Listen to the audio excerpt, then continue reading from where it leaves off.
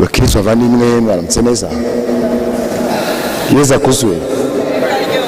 Mvishije mu Ivanjiri aho Yesu Kristo adukangurira kudashyamirana abagizi ba nabi, kuborohera no kutarenganya abandi.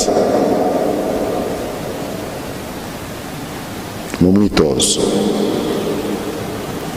utari umunsi umwe, ahubwo ubuzima bwacu bwose, igihe cyose turenganywa cyangwa se igihe cyose turenganya, iri jambo rijye rigaruka mu mutima wacu ritubwire riti ibyo ukora ntabwo ari byo, ibyo wifuza ntabwo ari byo, sigaho.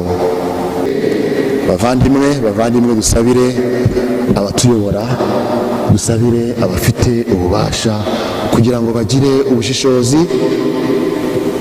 mu byemezo bafata, kandi natwe twirebe. Ntabwo ari abafite ububasha gusa, nawe hari ububasha ufite, nawe hari abo urusha ubushobozi wabangamira, waryamira. Bityo Ivanjiri y'uyu munsi iduhe koroherana, iduhe kwimika ubutabera n'amahoro mu buzima bwacu. Nyagasani Yesu nabane namwe.